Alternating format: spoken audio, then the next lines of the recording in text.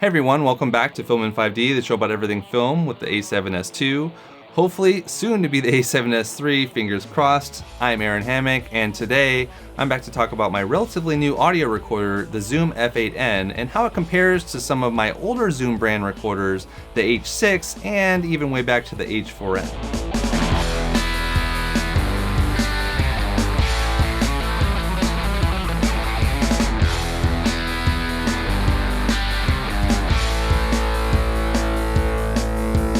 So before we begin, this is not a review of the F8n. In fact, if you're looking for a review on this device, there are plenty of those already here on YouTube. I'd recommend the one by Curtis Judd. He even has an entire course available on his website that you can pay for, which covers all the aspects of this recorder, so definitely go check those out. The reason I'm making this video in particular was to maybe help any of you out there who are or were in the same situation that I was in last summer when I purchased this device. Ultimately, I think it comes down to three features that made a recorder in this price range a worthy upgrade for me. Number one, the amount of inputs you get. Number two, the overall audio quality. And number three, the range of pro level features that you get versus a consumer level recorder that those don't have. We'll go through each of these in more detail in a second, but first, let me just paint the picture of my audio recording over the past 8 years. In 2011, fresh out of college, I bought a Zoom H4n as my first professional level or prosumer level audio recorder, as it was the de facto recorder of the time among DSLR filmmakers seeking a higher quality two-system setup where the audio was recorded on a separate device, a separate audio recorder, than the low quality preamps that were included with DSLRs like the Canon 5D at the time. That was a great recorder and served me for many years. I think that I used that thing for about three and a half years, but it only had two inputs and it lacked the physical knobs that you get with some of the more advanced audio recorders. And possibly worst of all, it didn't have the greatest preamps. They were certainly better than the 5D or any other DSLR at the time, but they eventually upgraded those with the H4n Pro version, though I never actually bought that one. I went straight for the Zoom H6, which I got in 2014 because that had two extra inputs and the physical knobs, the much faster startup times and software and operating system, all that stuff. And of course it had better preamps for better overall audio quality. In fact, you can even use up to 6 XLR inputs with an accessory, though those last two would have to be non-phantom power devices like a wireless lavalier system, which have their own self-power. This was a great system for me for many years, though in 2015 I did end up buying an Atomos Shogun 4K recorder, which included an XLR breakout, albeit with only two inputs, but it was definitely easier to kind of use that when sync it up with the video at the same time, even though it was hard to listen to and monitor off the Shogun because it was a mono signal versus the stereo of the H6. But the preamps were pretty much the same in terms of the audio quality. And in the review of the Shogun I did do back in 2015, I did point out that the audio quality of both the H6 and the Shogun were basically the same, especially when it came to the noise levels and the gain. Then finally last year, summer 2018, I started a new investing podcast with some friends. Now I knew that I would need a minimum of 4 inputs to have phantom powered cardioid mics for 3 hosts and a guest at any given time.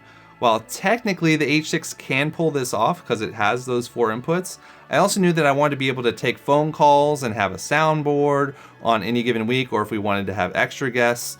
So basically any given week for me right now with the F8n looks like 3 inputs for the host, 1 for a guest. I have to use 2 balanced quarters, that's 2 additional inputs for an iPad or a soundboard, and then I have another 2 balanced inputs, so now we're up to 8 total for a phone for people calling in. So I've actually loaded up all 8 of the inputs before, which I certainly didn't expect to do when I bought the thing back in July, so thank God I did. Instead of sticking with the H6, I would have definitely run out of inputs. So needless to say, it was a worthwhile upgrade for me, but will it be for you? Assuming anyone is still watching, it's because you are considering jumping for a pro level audio recorder, which is a pretty big jump. You're jumping from a $400 price range up to $1,000 plus for these recorders. Hopefully these next 3 tests and demonstrations I do will help you decide.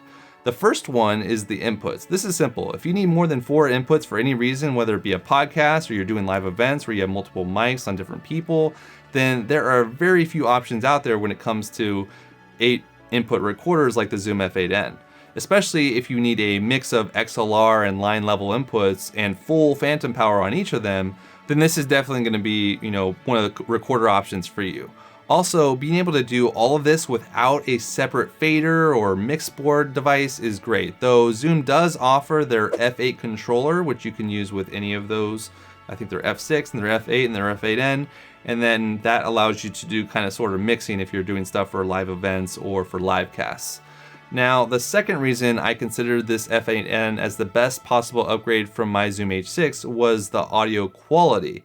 I honestly wasn't sure that the quality could be much better than my H6 or my Shogun, but it definitely is, especially when it comes to the signal to noise ratio. So let's just test that out right now. For this test, I'll be using the MKH8050 on a Zoom H4n, H6, and F8n, and we'll test all three of those against each other. Mic check, mic check. This is the Zoom H4n with the MK8050 from Sennheiser. Room noise.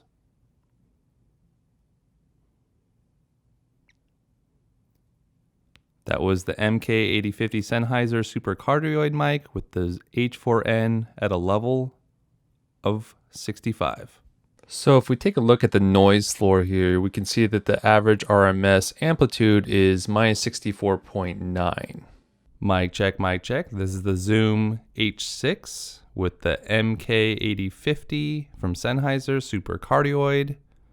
Here's some room noise.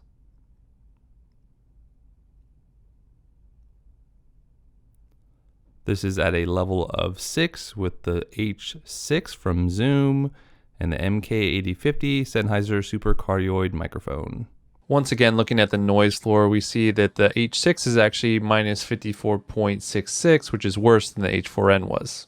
Mic check, testing, testing, testing. This is the Zoom F8n and the Sennheiser MK8050 Super Cardioid at a level of 30.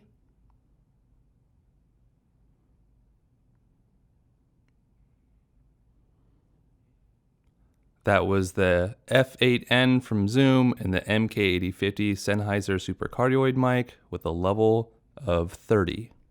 And finally, let's take a look at the noise floor on the F8n, which is minus 62.69, which is worse than the H4n, which is interesting, but it does sound a lot less staticky. The third thing that attracted me to this recorder was all of the pro level features it had, not only with the compressors and the auto gain balancing, which is great for podcasts, but also the fact that you can record backups on a second SD card. Because I don't know if you guys have ever had a card fail on you, but I did on my H4n years back, and let's just say that it ruined my entire night of shooting. I lost all the audio and the card was corrupted, and that's definitely not fun. It's also worth noting here that these are professional level preamplifiers able to power even some of the most power hungry microphones like my Shure SM7B cardioid microphone. Just for fun, let's take a look at this microphone on all three recorders and see what happens. Mic check, this is the Zoom H4n with the Shure SM7B at a level of 100. Here's some room noise.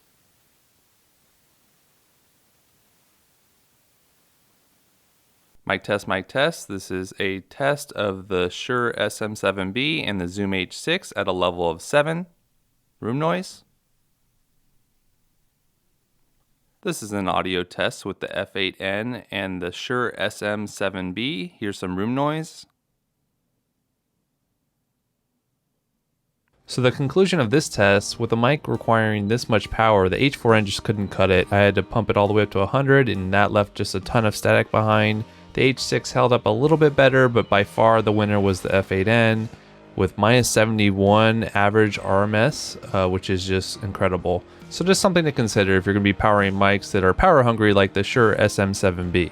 Now I should note that the F8 is also still available, and with the latest firmware updates, there is really little difference between the two recorders beyond the menu system and some quirks with the input jacks like XLR versus line level, 1/4 inch inputs.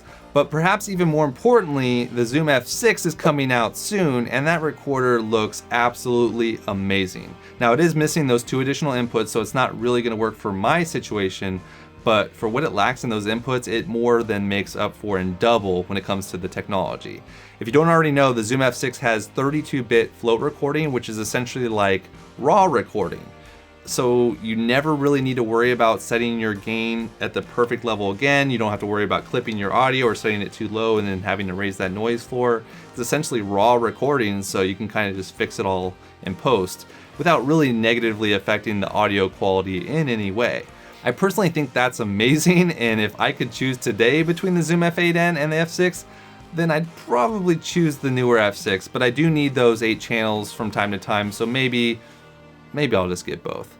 If you're interested in either of these recorders or any of the other gear I mentioned in this video, I'll have Amazon links in the description below so you can check them out. Using my links helps us support the channel and motivates me to do more videos like this one, and I really do appreciate it. But that's it for this week. If you enjoyed this content, please give it a thumbs up. And if you have any questions, you can leave them in the comments below or hit me up on Twitter at Filmin5D. Thanks for watching.